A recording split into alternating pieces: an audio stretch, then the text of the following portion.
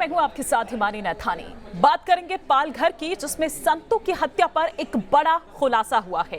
News nation की जो खबर है उसका असर हुआ है। इसकी पड़ताल में देश को शर्मसार करने वाली इस मॉब लिंचिंग का एक नया राज सामने आया है। 16 अप्रैल की खूनी रात को आखिर क्या हुआ था? अफवाह के बाद संतों की हत्या की गई या फिर ये एक सोची समझी साजिश के तहत मारा गया था उनको? दरअसल पुलिस की एफआईआर में अफवाह का कोई जिक्र नहीं है, लेकिन महाराष्ट्र सरकार अपने बचाव में अब तक अफवाह फैलाने का ही सहारा ले रही थी। देखिए रिपोर्ट।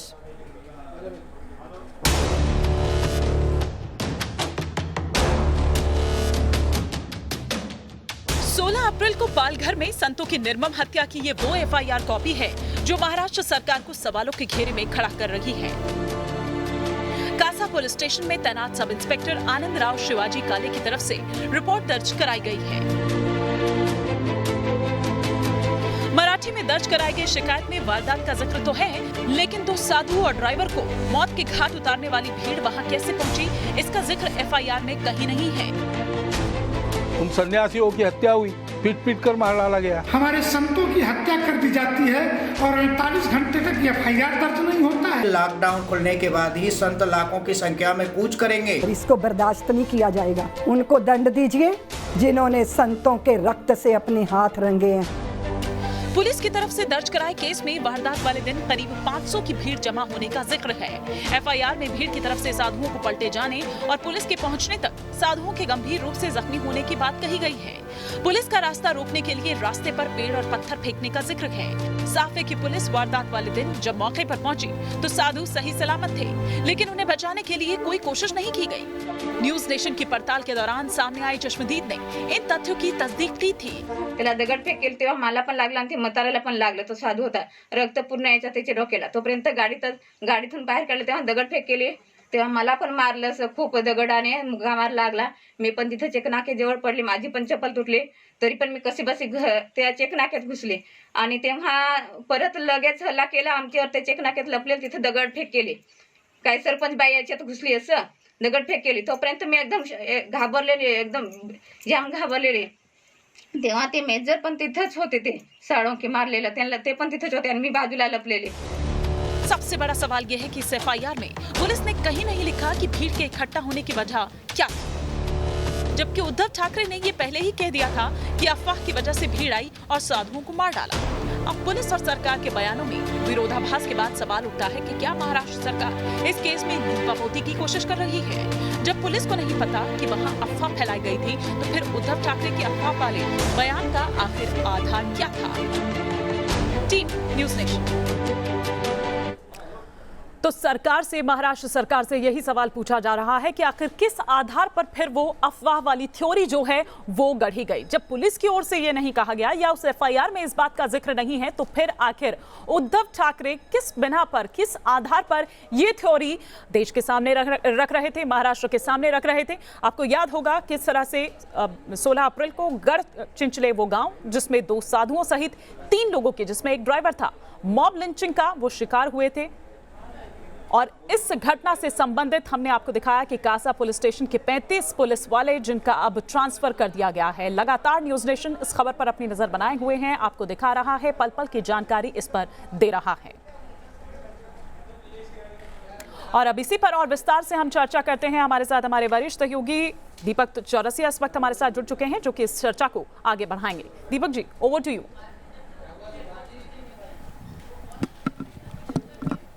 बहुत बहुत शुक्रिया हिमानी। सबसे पहले मैं ये बता दूं कि ये एफआईआर पूरी की पूरी मराठी में है। इसका ट्रांसलेशन करने में हमको वक्त लगा और इससे पहले हमारे पास जितनी स्टोरीज थी वो वहाँ के आई विटनेस से जुड़ी हुई थी, इसीलिए एक एक परत की पड़ताल न्यूज़ नेशन ने इस पूरी खबर के अंदर की है।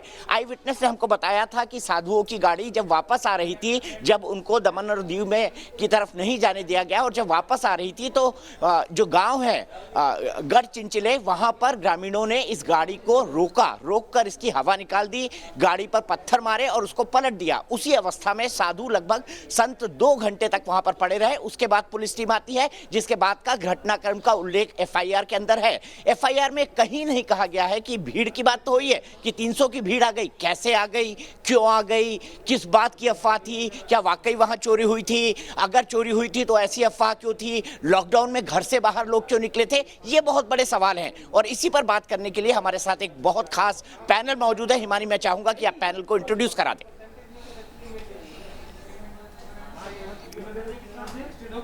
बिल्कुल, तो हमारे साथ इस पर और विस्तार से जानकारी के लिए कंप्यूटर बाबा जो हैं वो भी जुड़ रहे हैं, तमाम और खास मेहमान जो हैं वो भी हमारे साथ यहाँ पर जुड़ रहे हैं। एल एन राव हमारे साथ यहाँ पर जुड़ रहे हैं, साथ ही साथ श्री अवधेशानंद गिरी महाराज जी भी हमारे साथ थोड़ी ही देर में जुड़ेंगे। इस चर्चा की हम यहाँ पर शुरुआत करेंगे और बताएंगे। आचार्य विक्रमादित्य जी भी हमारे साथ इस वक्त जुड़ चुके हैं, धर्मगुरु हैं, जो कि बहुत बहुत स्वागत है।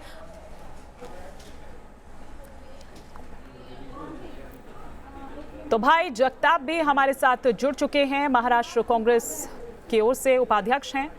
पालघर में जो कुछ हुआ उसके बारे में कहा गया कि भीड़ वहां पर जुटी क्योंकि चोरी की अफवाह थी, बच्चा चोरी की अफवाह थी। बार बार ये सवाल उठाए जाते रहे कि ऐसे दुर्गम इलाके में चोरी और बच्चा चोरी, और वो भी एक गाड़ी में बैठकर 2 संत आकर ऐसा करेंगे, ये बात कहां से आ गई। मुख्यमंत्री उद्धव ठाकरे घटना के 4 दिन बाद सामने आए और उन्होंने कहा कि चोर होने की अफवाह के चलते, बच्चा चोरी की अफवाह के चलते 2 संतों की क्रूर और निर्मम तरीके से हत्या कर दी गई। मराठी में उसकी एफआईआर हुई, उसका ट्रांसलेशन किया गया है और उसके ट्रांसलेशन के बाद ये बात सामने निकल कर आई है कि भीड़ वहां पर इकट्ठा तो हुई थी, लेकिन एफआईआर कहती है कि 400 से 500 के लोगों की भीड़ वहां पर जमा थी, जिसके चलते उन्होंने संतों को हमसे छीन लिया। कहीं जिक्र नहीं है कि पुलिस ने उनको बचाने की कोशिश की। वो वहां पर पहुंचते हैं, संतों को निकालते हैं, गाड़ी में बिठाते हैं और बिठाने की प्रक्रिया में ही संतों को निकालकर मार दिया जाता है। मेरे साथ पैनल में भाई जगताप जुड़े हुए हैं, कांग्रेस के वाइस प्रेसिडेंट हैं और वरिष्ठ नेता है कांग्रेस के। मेरे साथ आचार्य विक्रमादित्य जुड़े हुए हैं, जो कि हिंदू धर्म गुरु हैं और कैंपेन चला रहे हैं। कल तमाम देश ने इन दोनों संतों को और उनके ड्राइवर को श्रद्धांजलि दी थी। मेरे साथ कंप्यूटर बाबा भी जुड़े हुए हैं। मेरे साथ थोड़ी ही देर में अवधेशानंद गिरी महाराज जुड़ेंगे, जो कि जूना अखाड़ा के प्रमुख है, जिससे ये दोनों संत जुड़े हुए थे। सबसे पहले मैं चलता हूं भाई जगताप जी के पास। भाई जगताप जी, आपसे जानना चाहता हूं कि आखिरकार बच्चा चोरी और चोरी की अफवाह थी, इसके चलते भीड़ जुटी, ये जानकारी मुख्यमंत्री उद्धव ठाकरे को कहां से लगी? क्योंकि उन्होंने तो पुलिस को इन्वेस्टिगेशन की एक लाइन दे दी है कह के। जब मुख्यमंत्री ये कहेगा तो पुलिस वाले कैसे जुटला पाएंगे? यानी एक बहुत ही गंभीर मुद्दे को रफा दफा करने की कोशिश हुई है। भाई जगताप जी,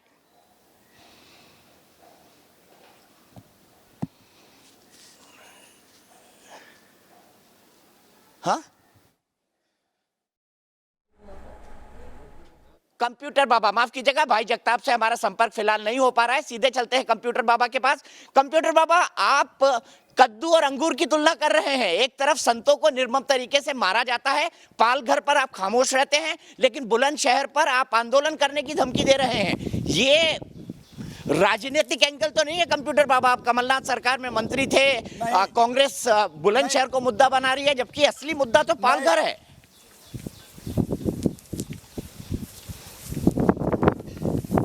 पालघर भी मुद्दा बनाया गया था बराबर।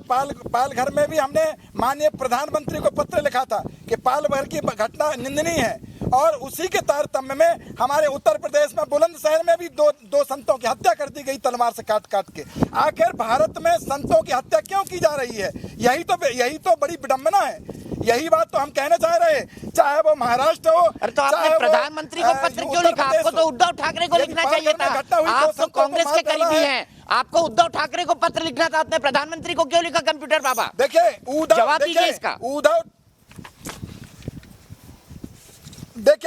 ठाकरे को, हाँ, उद्धव ठाकरे को भी हमने पत्र द्वारा नहीं, हमने इनके मीडिया के माध्यम से उनको जानकारी दी कि पूरी आईजी से लेकर पूरी पुलिस को, महकमा को अलग करें, बर्खास्त करें और सीबीआई जांच कराएं। इसमें हम संतुष्ट नहीं हैं और इसलिए हमने ये पत्र पहले 25 तारीख को 28 मार्च को लिखा हमने प्रधानमंत्री जी कि माननीय प्रधानमंत्री जी, हमारे साधु संतों के पास हत्याएं हो रही हैं पूरे देश में, आप कुछ करें। साधु संत लॉकडाउन में भूखे मर रहे हैं। कंप्यूटर बाबा, हत्या तो 16 तारीख को हुई थी निर्मम तरीके से, आपको 12 दिन लग गए जागने में।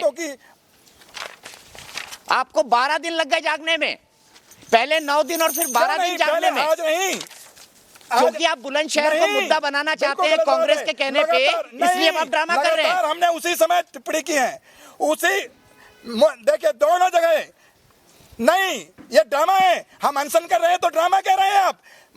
हत्या नहीं हुई क्या? वहाँ हत्या नहीं हुई बुलंदशहर में, पालघर में हत्या नहीं हुई क्या? बुलंदशहर में वहाँ माहौल बनाना चाहते हो? हमारी अगर संतों की मुझे ये बताइए, बुलंदशहर और पालघर को आप कंपेयर कैसे कर सकते हैं? अगर क्या यहाँ पर एक अपराध हुआ है और वहाँ पर पालघर में साजिश हुई है, क्यों नहीं कर सकते हैं? आप कद्दू और अंगूर को कैसे कंपेयर कर सकते हैं? कंप्यूटर बाबा बताइए।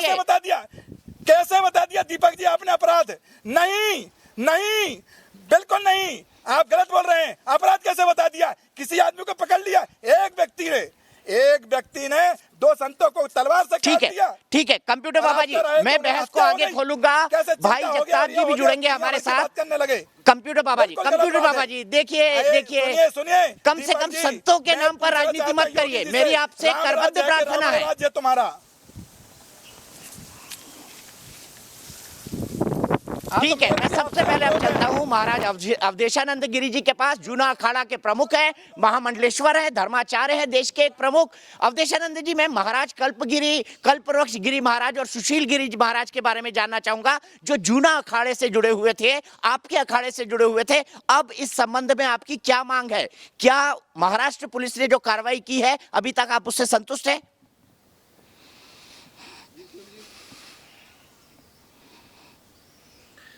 प्रिय दीपक जी, ब्रह्मलीन कल्पवृक्षगिरी स्वामी जी और स्वामी सुशील गिरी जी के लिए कल पूरे देश भर में श्रद्धांजलि के आयोजन हुए। लाखों सन्यासियों ने व्रत, पूजा, अभिषेक, मौन आदि के द्वारा और फिर सायंकाल में अनेक विधियों के द्वारा जैसे रुद्राभिषेक, शिव महिमन स्तोत्र और विविध प्रकार के अनुष्ठान संपन्न करके उनको श्रद्धांजलि दी। जिस प्रकार से उनकी हत्या हुई वो बड़ी बर्बरता पूर्वक हत्या हुई थी। वो कई दिन तक उस हत्या को प्रकाशित नहीं किया गया। फिर उसमें जिस तरह से पुलिस की भूमिका थी वह अत्यंत संदिग्ध थी, और जिस तरह से राज्य सरकार मौन रही या अन्य लोग भी जो मौन थे, उनसे पूरा देश आवेशित हुआ, आक्रोशित हुआ। न केवल संत समाज, न केवल जूना अखाड़ा, पूरे देश भर में, पूरे संसार भर में इसकी भर्त्सना हुई।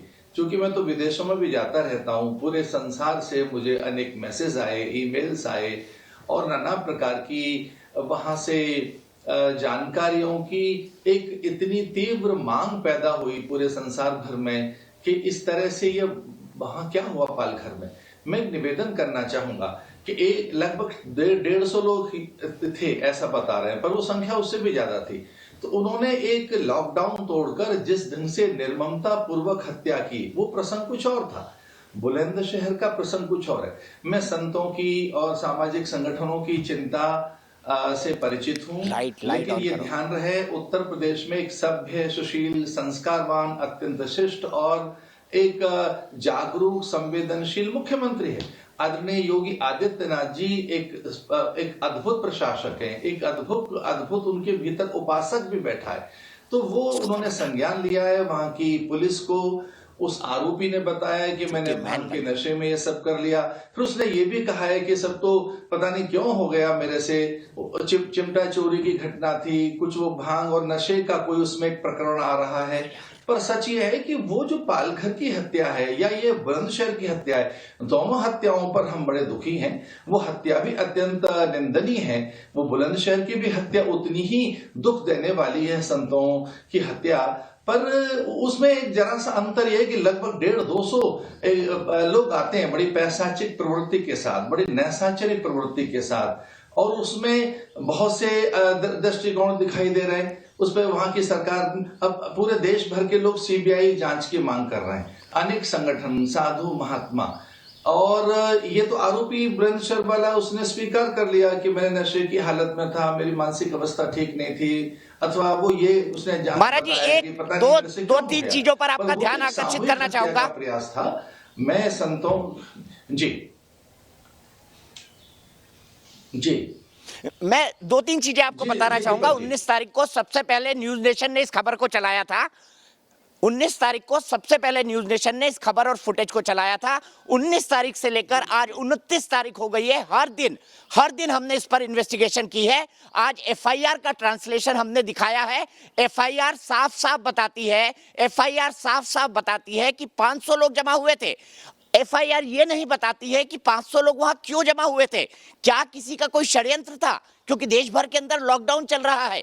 चित्रा चौधरी ये बताती हैं कि वहां पर कुछ नेता आए जिनके चलते भीड़ और ज्यादा उत्तेजित हो गई।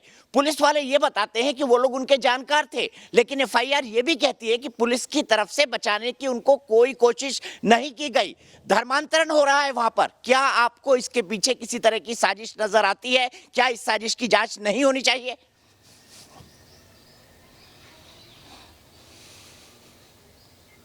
देखिए, वहां से बहुत सी जानकारियां हमारे पास आई और उन जानकारियों से पता लगा पिछले कई वर्षों से वहां व्यापक धर्मांतरण हो रहा है। सीए का भयानक विरोध हुआ। जिस प्रकार से सीए का वहां विरोध हुआ वैसा तो शाहीन बाग में भी नहीं हुआ। और आपने शाहीन बाग के दृश्य देखे हैं, आपने उसे कवर किया है। आप तो बड़े वहां प्रताड़ित हुए और जिस ढंग से आपने वहां अपने प्राणों को भी जोखिम में डालकर उस न्यूज को कवर किया। मैं बताना चाहूंगा कि इससे पहले भी वहां घर जलाए गए हैं। इससे पूर्व में भी वहां बड़ी अन्य दुर्घटनाएं हुई हैं जो हिंदू मान बिंदु हैं अथवा भारतीय सभ्यता, संस्कृति, संस्कार, उसकी संवेदनाओं के लिए वहां भयानक नारे लगते रहे। अनेक प्रकार के विरोध प्रदर्शन होते रहे। मैं ये कहना चाहूंगा कि इसके मूल में ये पता लगाया जाए कि जो हिंदू के विरोध में एक स्वर वहां पिछले कई वर्षों से उठ रहा है, जो नाना प्रकार के वहां और प्रकार के आंदोलन चल रहे हैं, वो कौन लोग हैं? जैसा एफआईआर में बताया जा रहा है कि 500 लोग इकट्ठे हुए, तो क्या पूर्व नियोजित था? क्या पहले से ही एक रणनीति बनाई गई थी? पर हाँ, एक सच है कि जिस ढंग का सीए को लेकर विरोध, यानी भारी विरोध वहां हुआ है। हमें कुछ संतों ने बताया कि वहां जब वो प्रवास करते हैं, यात्रा करते हैं, तो उनकी यात्राएं बड़ी असुरक्षित है। वो वहां अपने को बहुत असहाय अनुभव करते हैं अथवा विवश अनुभव करते हैं। ये कई संतों के अनुभव हैं, संगठनों के अनुभव हैं। एक और बात भी निकल कर आई है वहां से कि प्राय वहां पर कोई जो सनातन धर्मावलंबी कोई अगर वहां संस्कार करना चाहे, कोई विशेष प्रकार की गतिविधियां करना चाहे, तो बड़ा असुरक्षित अनुभव करता है। वो बहुत अधिक वहां अपने को असहाय अनुभव करता है। तो मैं निसंदेह ये बात कहना चाहूंगा कि इसके मूल में रणनीति क्या है, कौन लोग हैं। अगर वो कुछ ऐसे लोग हैं जो हिंदू समुदाय को केंद्रित करना चाहते हैं अथवा उसे लक्षित करना चाहते हैं, तो वो भी उसकी प्रॉपर इन्वेस्टिगेशन होनी चाहिए। पर इसके भी मूल में हम ये बात कहना चाहते हैं कि अविलंब तत्काल इसकी सीबीआई जांच हो और थॉरो यानी विशद इसका इन्वेस्टिगेशन होना चाहिए। कुछ लचर एफआईआर न रहे और कुछ ऐसा न हो कि आरोपी छूट जाएं। उन सब पर एक विशेष प्रकार की कार्रवाई की पूरा देश मांग कर रहा है। मैं फिर से निवेदन कर दूं कि बुलंदशहर की घटना, उस घटना को इसके साथ न जोड़ा जाए। दीपक जी, ठीक है। स्वामी जी, आप हमसे जुड़े इसके लिए बहुत बहुत शुक्रिया। फिलहाल एक ब्रेक के लिए रुक रहा हूं। ब्रेक के बाद बहस को आगे बढ़ाऊंगा, जिसमें मेरे साथ जुड़े होंगे कंप्यूटर बाबा जो बुलंदशहर की घटना के लिए आंदोलन कर रहे हैं। साथ ही साथ मेरे साथ आचार्य विक्रमादित्य होंगे, कांग्रेस की तरफ से भाई जगताप होंगे और संजय गुप्ता होंगे, एक शिवसेना समर्थक। ब्रेक के बाद